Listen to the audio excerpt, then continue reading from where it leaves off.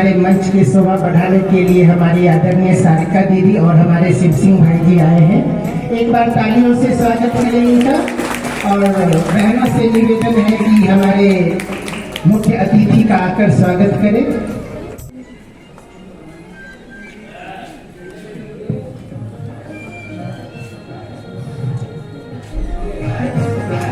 तालियां बजा सकते हैं। शिव अवतरण का दिन है।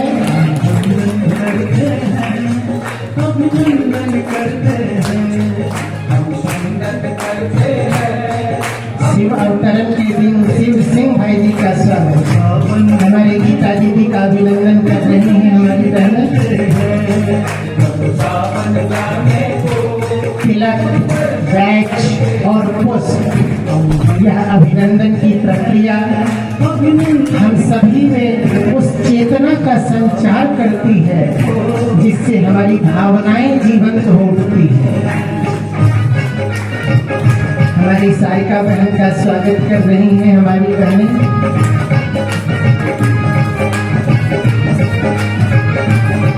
और इस खास कार्यक्रम के आयोजक हमारे बीके सावित्री बहन का अभिनंदन।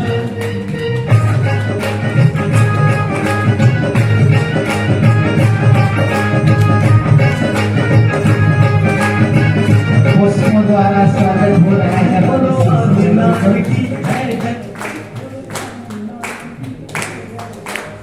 रतीश भाई का भी स्वागत हो रहा है।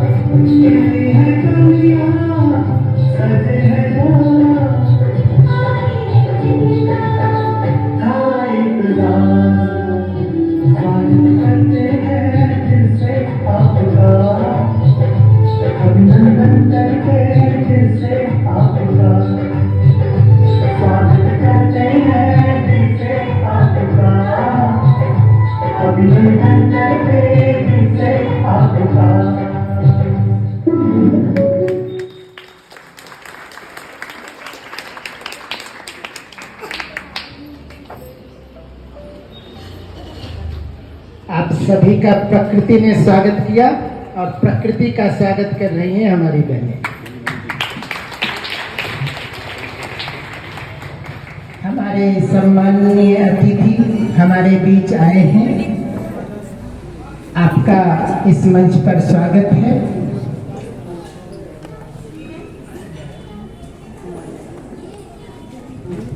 हम सभी अपने सम्माननीय अतिथि का स्वागत करते हैं। शिवरात्रि के पावन पर्व पर आप शिव परमात्मा की आराधना कर रहे हैं। परमात्मा आपको जीवन में सर्व सफलता प्राप्त कराए। आपसे आग्रह है कि आप मंच पर अपना परमात्मा अवतरण का कि सभी का जन्म दिवस कृष्ण अष्टमी मनाते हैं, श्री राम जी का राम नवमी मनाते हैं, इस तरह से। लेकिन शिव के लिए रात्रि क्यों? हमारे सम्माननीय अतिथि डॉक्टर राजेश ऋषि जी का अभिनंदन कर रहे हैं हमारी बहन ब्रह्मा कुमारी सावित्री जी। बैच पहनाकर उनका अभिनंदन। आप सभी तालियों से उनका स्वागत करें।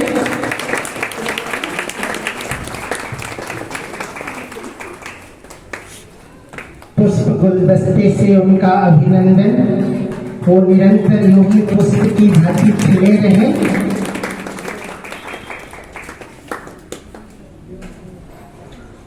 तो कार्यक्रम को आगे बढ़ाते हुए इससे पहले कि हम शिवरात्रि के विषय में और चर्चा करें, चूंकि हमारे सम्माननीय अतिथि मंच पर आ चुके हैं, तो क्यों ना एक नृत्य के द्वारा कार्यक्रम में ऐसा समा बांधा जाए जिससे इस ज्ञान की गहराई को और सहजता से हम समझ सके। तो हमारी लक्षिता बहन आ रही है नृत्य लेकर। आपके गीत के बोल हैं ओम नमो शिवाय। आइए बहन।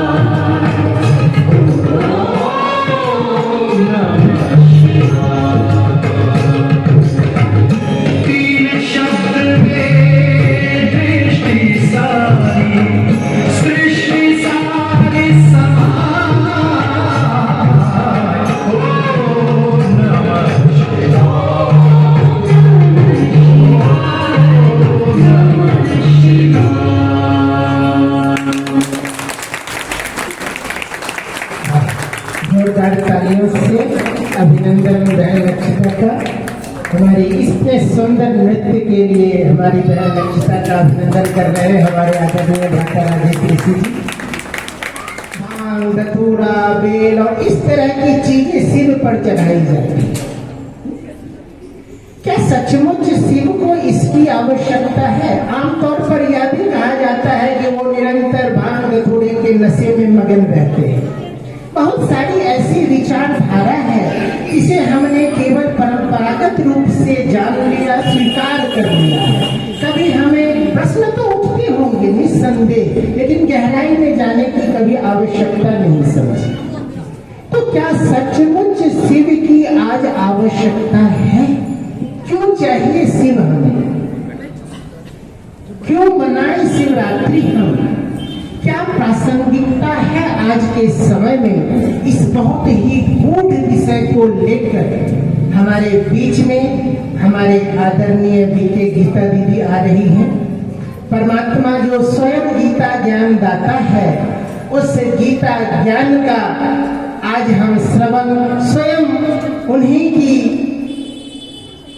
गीता उनके द्वारा जो दिया गया वो उन्हीं की ब्रह्मा कुमारी गीता दीदी के द्वारा हम सुनेंगे कि परमात्मा की आवश्यकता क्यों, शिवरात्रि क्या है, कैसे मनाया जाता है, इसका मूल आध्यात्मिक रहस्य क्या है। इस गूढ़ विषय को सरल शब्दों में लेकर हमारे बीच आ रही है हमारी गीता दीदी। आप हमारे बीच में द्वारका सेक्टर 19 से आई हैं। आप पिछले 25 वर्षों से उस शिव के साथ जुड़ी हुई हैं। इतने सन्निकट होने के साथ आप उस शिव के अनुभव के साथ उस गीता ज्ञान के कुछ ऐसे गुणार्थ हम सभी के बीच रखेंगे जिससे हम सभी को यह स्पष्ट हो जाएगा कि वास्तविक शिवरात्रि क्या है और हम उसे कैसे मनाएं। आदरणीय गीता दीदी।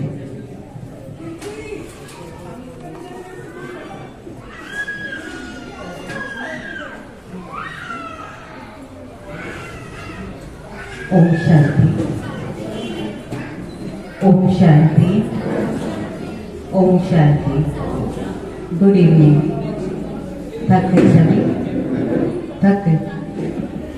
आवाज नहीं आ रही। सभी बोलिए ओम शांति।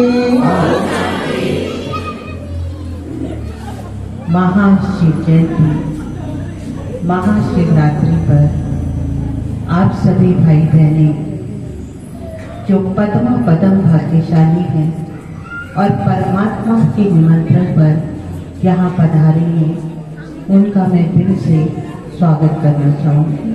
और एक बार ताली स्वयं के लिए भी बजाएं। कहते हैं भगवान के कार्य में जाने के लिए, भगवान के संग में रहने के लिए और भगवान के बंदों के बीच में बैठने के लिए भाग्य चाहिए।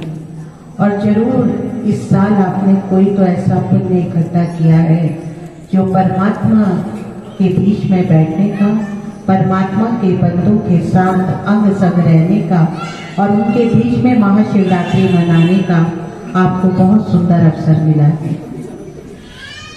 यूँ तो दुनिया सभी आज के दिन को महाशिवरात्रि के रूप में मना रही है, क्योंकि जिस तरह हमारे शिव भाई ने बताया कि किस तरह इस समय पूरी दुनिया में महाशिवरात्रि का त्यौहार मनाया जा रहा है। और भारतवासी दो तरह से शिवरात्रि मनाते हैं। एक उस समय शिवरात्रि मनाई जाती है जब कावड़ उठाया जाता है और कावड़ का विसर्जन होता है, और दूसरी महाशिवरात्रि इस समय मनाई जाती है जब साल का आरंभ होने वाला होता है। और आप ये हम सभी जानते हैं कि साल का आरंभ अगर भारतवर्ष के उससे देखा जाए, हिंदू कैलेंडर के हिसाब से देखा जाए तो अप्रैल मास किस मास में आता है? भारत के नवमास में आता है। हम क्यों महाशिवरात्रि मनाते हैं? इसके बहुत ही सुंदर और आध्यात्मिक 3 छोटी छोटी दंत कथाएं आपको सुनाएंगी। शिव को क्यों भोलानाथ कहा जाता है? कितनी जल्दी से वो राजी हो जाता है।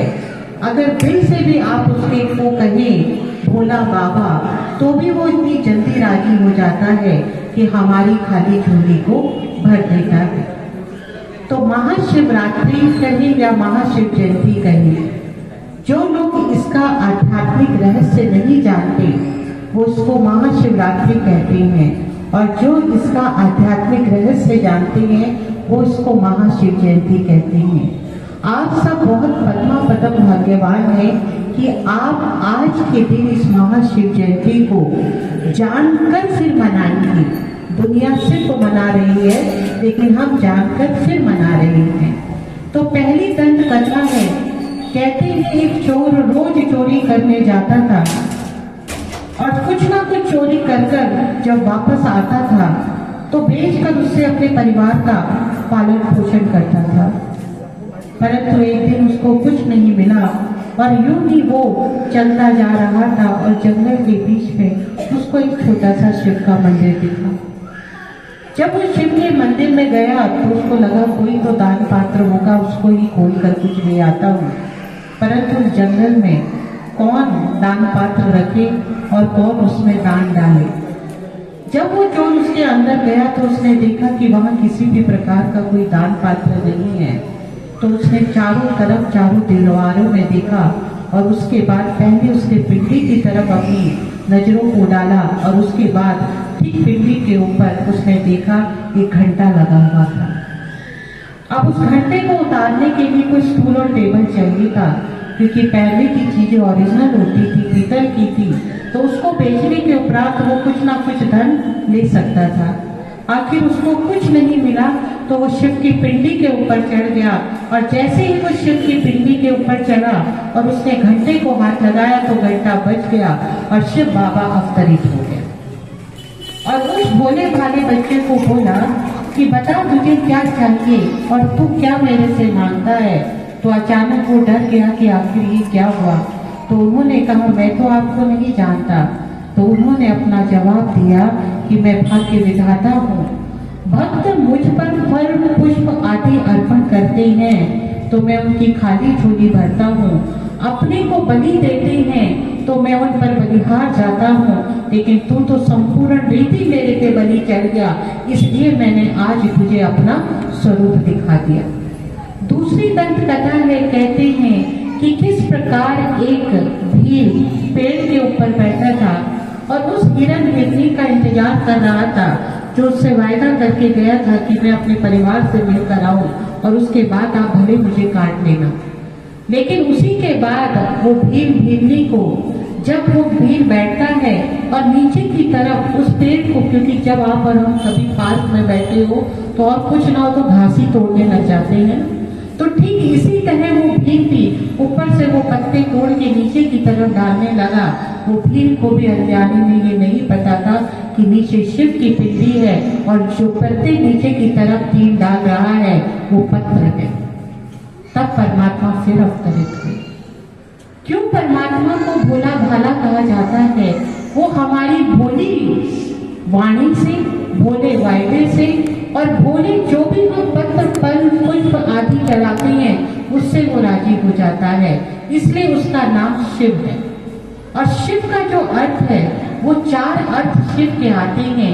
पहला है कल्याणकारी, दूसरा है शुभकारी, तीसरा है मंगलकारी और चौथा है सुखकारी। और जो उसको प्यार से भोले बाबा कहता है उसके जीवन में ये चारों चीजें खुद ब खुद उपलब्ध हो जाती है। इसलिए ब्रह्मा कुमारी में हर एक उसको बाबा कहता है। बाबा अर्थात पिता, परम पिता। God is light, God is might, God is truth और गॉड इज वन। परम पिता परमात्मा जो कि सिंगुलर है, एक ही है, सर्वधर्मों का पिता है।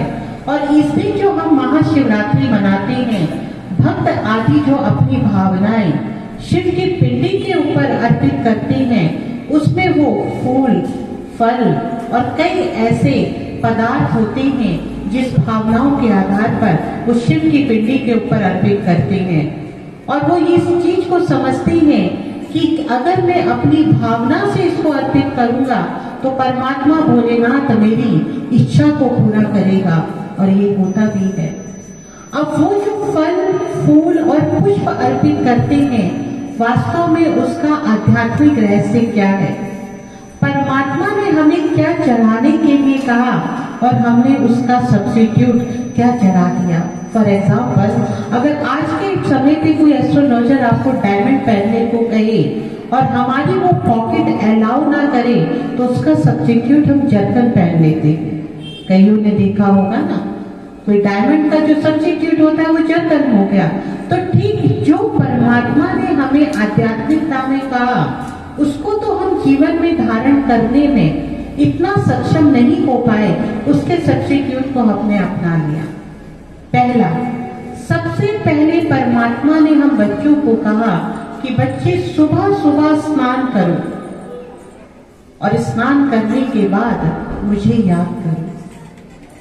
हमने उसके बदले क्या किया, हमने जल से नहाना शुरू कर दिया और बाल्टी में 2 बूंद गंगा जल डाल दिया और उस स्नान के बाद परमात्मा को याद तो करा नहीं गया, लेकिन एक लुटिया में जल को ले जाकर परमात्मा की पिंडी के ऊपर हमने ओम नमो शिवाय करके अर्पित करना शुरू कर दिया। क्योंकि 2-3 कथाएं इस दिन बनी है, कहती हैं इस दिन परमात्मा का अवतरण हुआ था। इस दिन परमात्मा शिव और पार्वती का विवाह हुआ था और इसी दिन शिव ने अपनी सारी शक्तियों को विद करी थी। अगर हम एक भी दृष्टांत को ले लें कि अगर आपका जन्मदिन है और आपके जन्मदिन पर आप आराम से सोए हुए हैं और आपका बच्चा एक लुटिया में पानी लाए और आपके सिर के ऊपर डाले और ये कहे पापा जी नमस्ते, पापा जी नमस्ते, तो आपको कैसा फील होगा और अंदर की भावनाएं क्या निकल कर आएगी। परमात्मा ने हम बच्चों को यही कहा कि बच्चे, जो तुम मुझे जल अर्पित करते हो, उस जल में जो थोड़ा सा दूध डालते हो और साथ में कहते हो ओम नमो शिवाय, हे शिव मैं तुम्हें नमः करता हूँ, तो परमात्मा कहते बच्चे मैं तुम्हें नमः करता हूँ। अब वो समय आ गया है जब मनुष्य को मनुष्यता में स्थिर होने की जरूरत है और ये आप सब इस चीज के अनुभवी हैं। जब आपके बच्चे आपका कहना नहीं मानते, आखिर आप अपने बच्चों के आगे क्या करते हैं? हाथ जोड़ के कह देते हैं बेटा अब तो मान। कलयुग के अंत और सत्युग के आदि के बीच में जिसको पुरुषोत्तम संगम युग कहा जाता है, ये वही समय है जब फरवरी मास जाने वाला है और नया साल आने वाला है। इस समय परमात्मा आकर हम बच्चों को ज्ञान के आधार से, आध्यात्मिक ज्ञान के आधार से, कि बच्चों जीवन में अब ज्ञान और गुण को जीवन में धारण कर लो। जो अवगुण तुम्हें परेशान कर रहे हैं वो मुझ पर अर्पित कर दो। दूसरा, इस दिन परमात्मा के ऊपर हम लोग शहद को भी डाल के आते हैं और शहद से पिंडी को खूब रगड़ते हैं। परमात्मा का एक नाम मधुसूदन है। परमात्मा हम बच्चों से कहते 4 लोक था। इस दिन परमात्मा शिव और पार्वती का विवाह हुआ था और इसी दिन शिव ने अपनी सारी शक्तियों को विद करी थी। अगर हम एक भी दृष्टांत को ले लें कि अगर आपका जन्मदिन है और आपके जन्मदिन पर आप आराम से सोए हुए हैं और आपका बच्चा एक लुटिया में पानी लाए और आपके सिर के ऊपर डाले और ये कहे पापा जी नमस्ते, पापा जी नमस्ते, तो आपको कैसा फील होगा और अंदर की भावनाएं क्या निकल कर आएगी। परमात्मा ने हम बच्चों को यही कहा कि बच्चे, जो तुम मुझे जल अर्पित करते हो, उस जल में जो थोड़ा सा दूध डालते हो और साथ में कहते हो ओम नमो शिवाय, हे शिव मैं तुम्हें नमः करता हूँ, तो परमात्मा कहते बच्चे मैं तुम्हें नमः करता हूँ। अब वो समय आ गया है जब मनुष्य को मनुष्यता में स्थिर होने की जरूरत है और ये आप सब इस चीज के अनुभवी हैं। जब आपके बच्चे आपका कहना नहीं मानते, आखिर आप अपने बच्चों के आगे क्या करते हैं? हाथ जोड़ के कह देते हैं बेटा अब तो मान। कलयुग के अंत और सत्युग के आदि के बीच में जिसको पुरुषोत्तम संगम युग कहा जाता है, ये वही समय है जब फरवरी मास जाने वाला है और नया साल आने वाला है। इस समय परमात्मा आकर हम बच्चों को ज्ञान के आधार से, आध्यात्मिक ज्ञान के आधार से, कि बच्चों जीवन में अब ज्ञान और गुण को जीवन में धारण कर लो। जो अवगुण तुम्हें परेशान कर रहे हैं वो मुझ पर अर्पित कर दो। दूसरा, इस दिन परमात्मा के ऊपर हम लोग शहद को भी डाल के आते हैं और शहद से पिंडी को खूब रगड़ते हैं। परमात्मा का एक नाम मधुसूदन है। परमात्मा हम बच्चों से कहते, 4 लोग घर में रहते हो, तुम इस शहद को डालने के बदले अगर आपस में मधु रहना शुरू कर दो तो ये डालने की जरूरत मेरे ऊपर ना पड़े। हम परमात्मा से कहते ये तो पॉसिबल नहीं है, लेकिन उसका सब्स्टिट्यूट जरूर कर सकते हैं। तीसरी चीज, इस दिन परमात्मा के ऊपर हम बेल, अक, धतूरा और बेल चढ़ाते हैं। आप देखेंगे जो भी हम परमात्मा के ऊपर चढ़ाते हैं ना, ये चारों चीजें ये फ्री की है। बेल कहीं भी हो जाती है, अक भी कहीं पर हो जाता है, धतूरा भी कहीं पर हो जाता है ना, और पत्र तो बेल के पत्र तो बेल के साथ होते ही होते हैं। बेल जो हम परमात्मा के ऊपर चढ़ाते वो रसीला नहीं होता, लेकिन कटीले के बीच से निकालकर उसको हम भगवान के ऊपर चढ़ाते हैं। परमात्मा हम बच्चों से कहता, बच्चे आपस के वैर विरोध को छोड़ दो तो ये बेल चढ़ाने की जरूरत मेरे ऊपर ना पड़े। अब जिस फूल को आप किसी को भी, चाहे वो आपका दुश्मन भी हो, आप उसको भी देना पसंद नहीं करेंगे, और परमात्मा तो हमारा परम प्रिय है, हम उसको वो अक का फूल समर्पित करते हैं, अर्थात जहर का फूल। इसलिए कहा जाता है दुनिया में जीने के लिए जहर बहुत पीना पड़ता है और मरने के लिए तो चुटकी भर भी चलता है। और परमात्मा हम बच्चों का, हम रोज जब उसके पास जाते हैं और अपने दुखड़े सुनाते हैं तो वो हमारा जहर अपने अंदर पीता है, और जिसका भक्ति मार्ग में गायन है नीलकंठ, जो पेट में नहीं जाता लेकिन गले में ही रखता है। नेक्स्ट, इस दिन परमात्मा के ऊपर हम पत्र चढ़ाते हैं।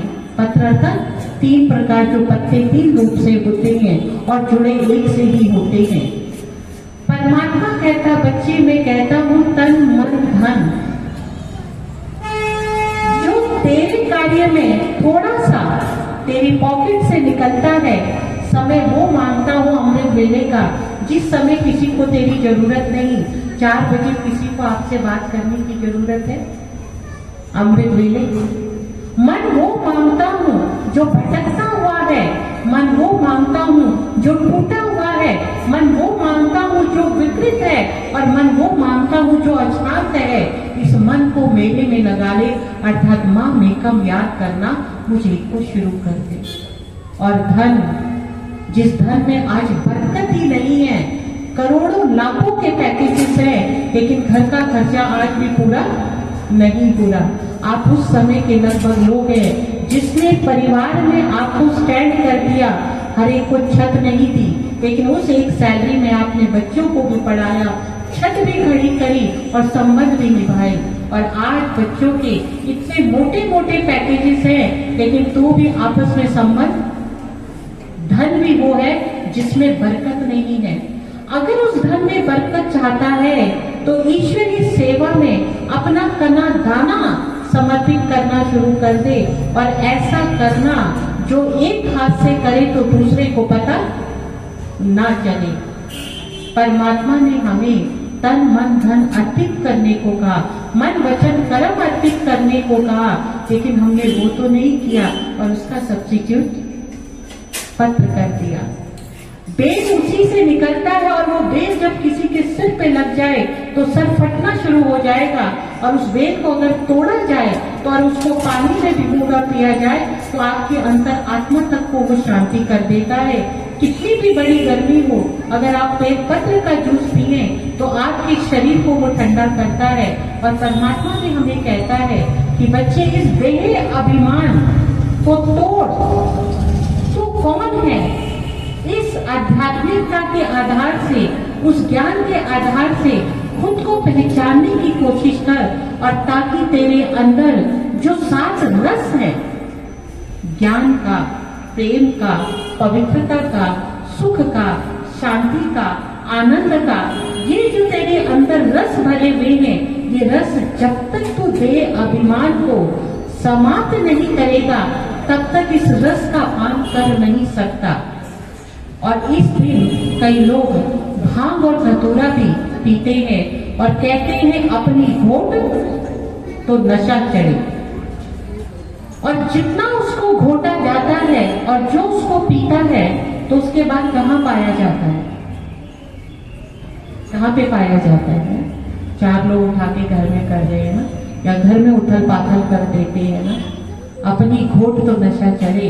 अर्थात ज्ञान का जो सिमरन है, जिसको अजप्पा जाप कहा गया है, अगर उस ज्ञान के सिमरन को, अजप्पा जाप को तो मन ही मन और बुद्धि के आधार पर अंदर ही अंदर घोटना शुरू करे तो वास्तव में तेरा क्या होगा?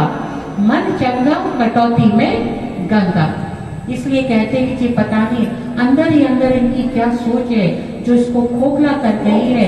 जब एक नेगेटिव व्यर्थ सोच हमारे अंदर को खोखला कर सकती है तो क्या एक पॉजिटिव और शक्तिशाली शुभ सोच हमारे अंदर को शक्तिशाली नहीं बना सकती?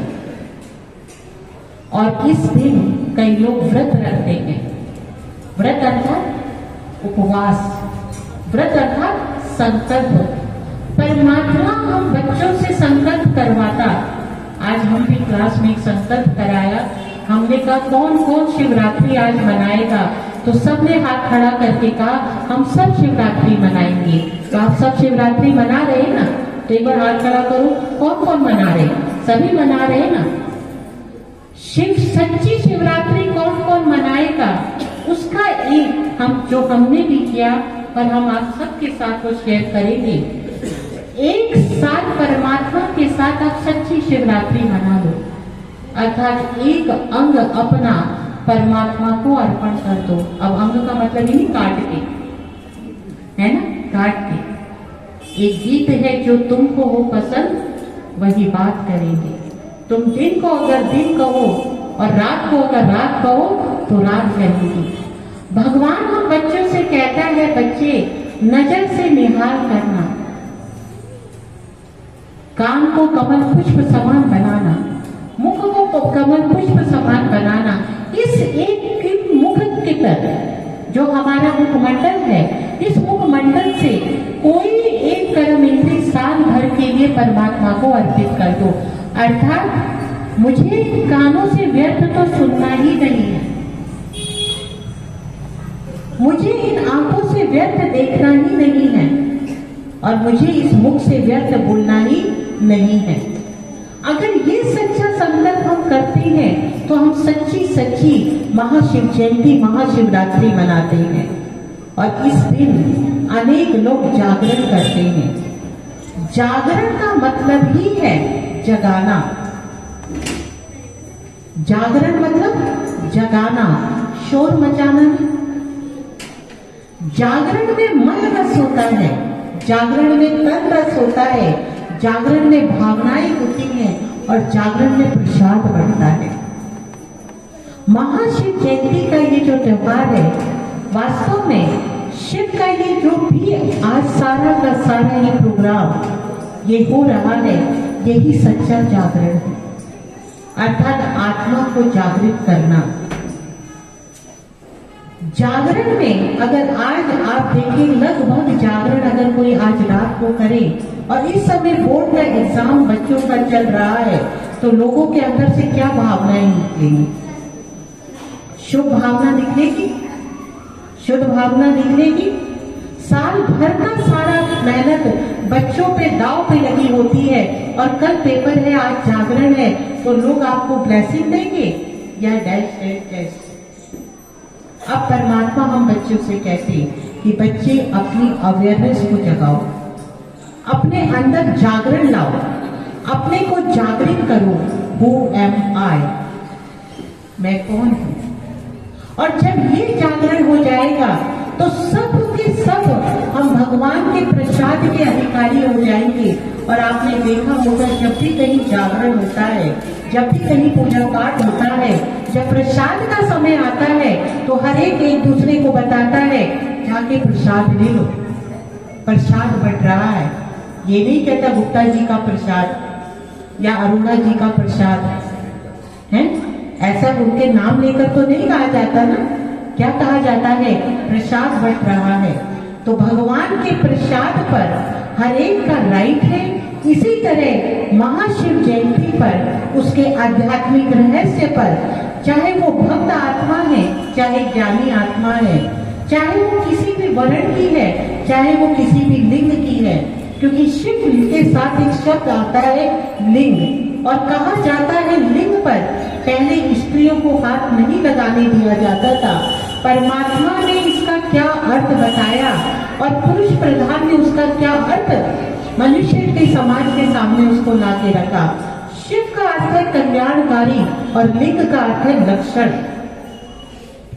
अगर आज किसी स्त्री को आप देखते हैं तो समझ में आ जाता है समाज में 3 लिंग है, स्त्रीलिंग, पुरुष लिंग और नपुंसक लिंग।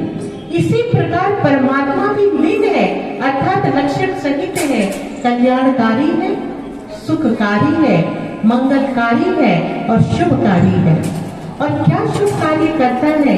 बस वो एक ही बात कहता है, दिल से कहो मेरा बाबा। बाबा अर्थात जो कुछ मेरा वो सब कुछ तेरा, और जो कुछ तेरा वो सब कुछ मेरा। परमात्मा के पास क्या नहीं है और हमारे पास जो है वो कोई आज कबाड़ी भी ना ले जाए। बुद्धि भटक रही है, मन अशांत है, शरीर किसी साथ नहीं दे रहा, बिना मेडिसिन के चलता नहीं है, कहीं बैठे एक जगह हैं लेकिन बुद्धि कहीं और है। इस प्रकार जब हम आत्माएं परमात्मा के ज्ञान को सुनती है तो स्थिरता में आती है।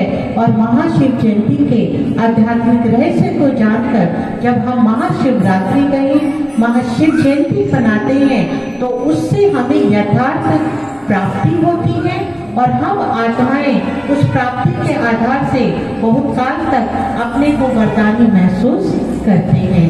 तो ऐसी महाशिव जयंती की, महाशिवरात्रि की आप सभी भाई बहनों को बहुत बहुत मुबारक हो, मुबारक हो।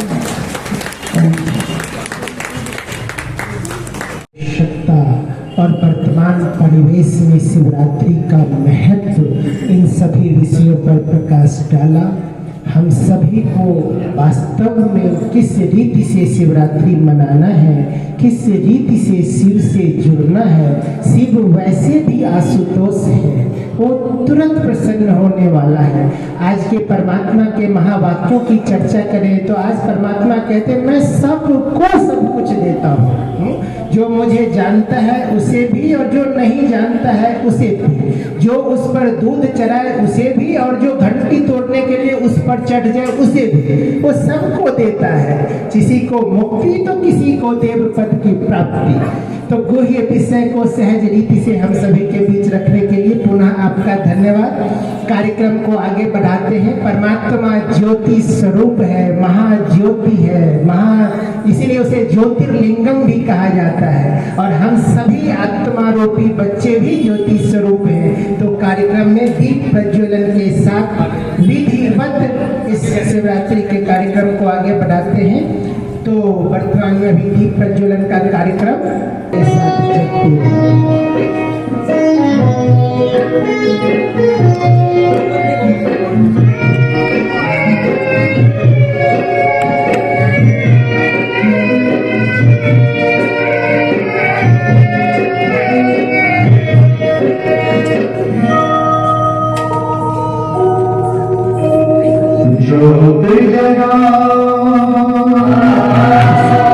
सभी भी अपने मोबाइल की ज्योति जगा सकते हैं।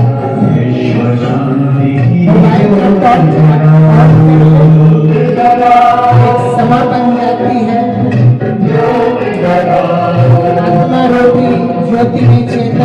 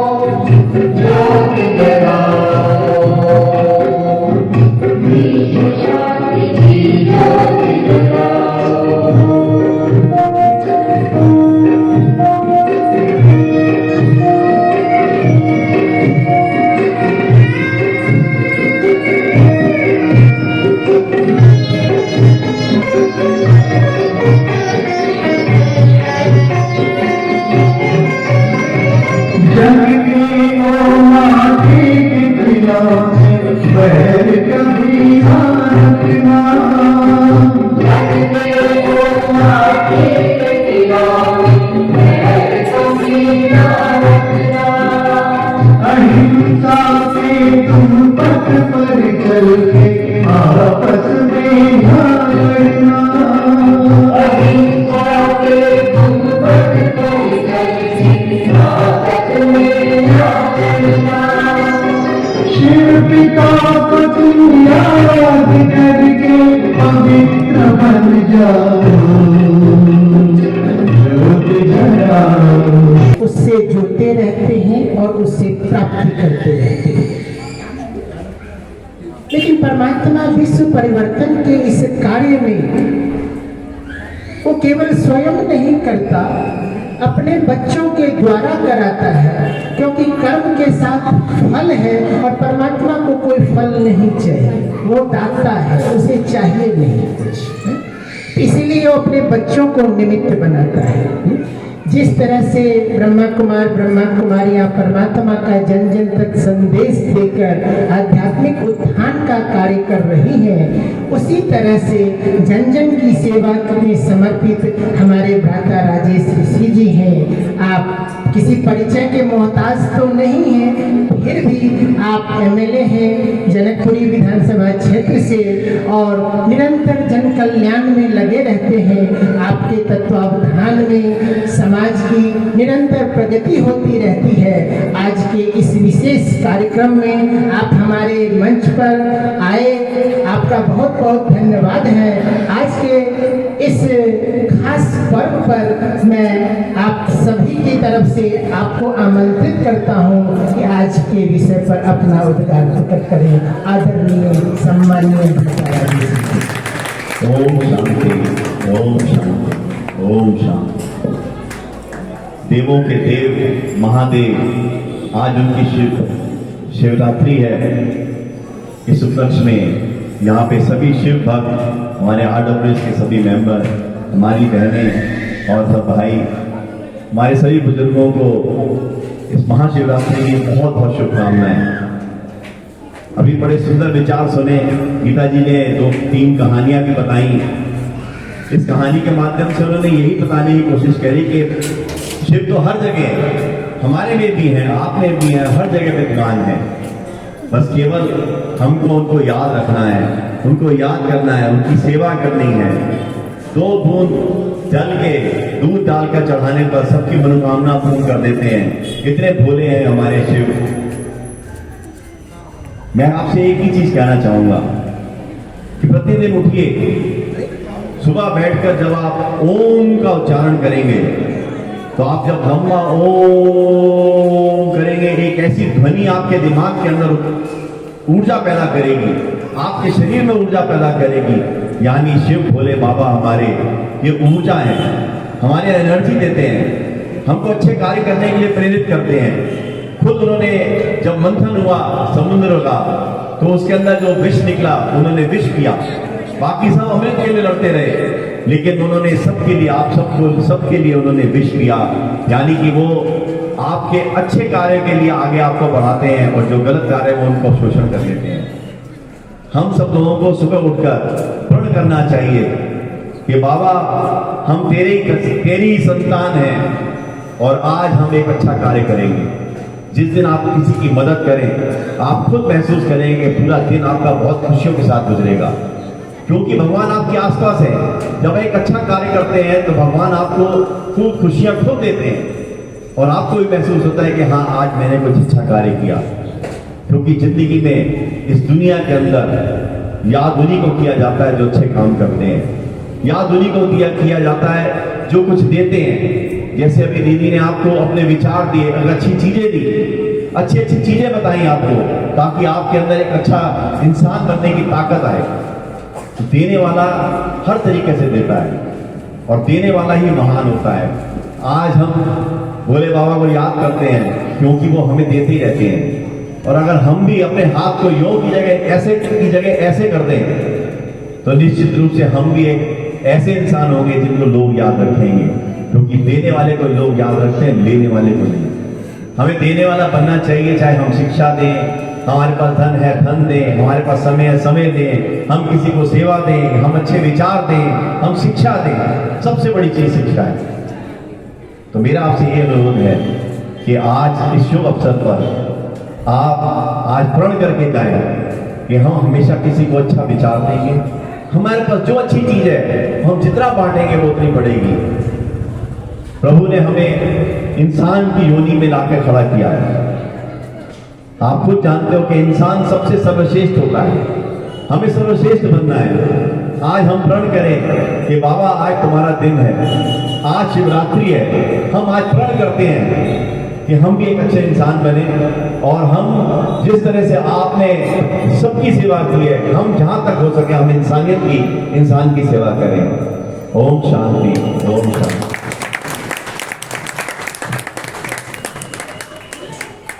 जो महान आत्माएं होते हैं वो अपनी महान प्रेरणाओं से निरंतर सबको प्रेरित करते हैं।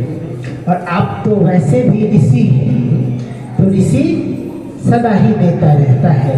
आपने हम सभी को देने का वह भाव जागृत किया।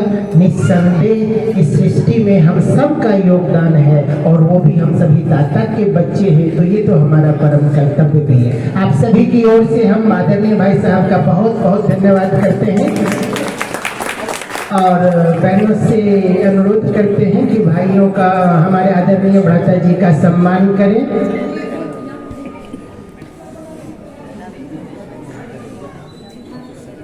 हमारे शिव सिंह जी भाई साहब जी का सम्मान करेंगे शॉल उठाकर। यह हमारी भारतीय संस्कृति और हमारी परंपरा है। हमारी गीता दीदी ईश्वर के सौगात फूल निराकार परमात्मा शिव का प्रतीक चिन्ह भाई साहब को भेंट कर रहे हैं। आप सभी एक बार जोरदार तालियां बजाएं। बहुत बहुत धन्यवाद। प्रभु प्रसाद हम सभी ने सुना ना, तो प्रभु प्रसाद से हमारे भाई साहब का सम्मान कर रही है हमारी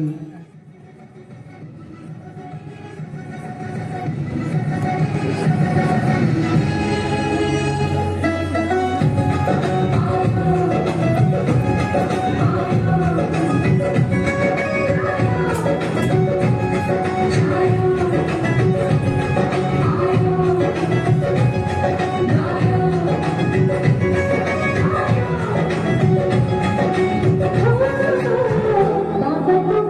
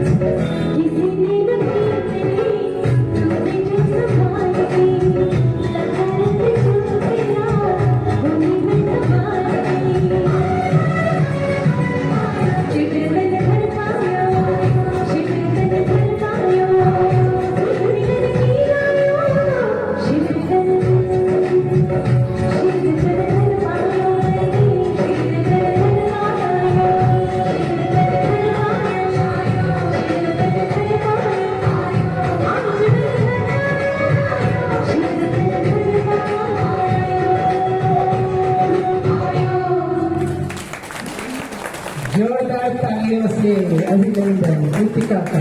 शिव रतन धन पाए, बहुत अच्छा नृत्य, सभी को झुमा दिया है।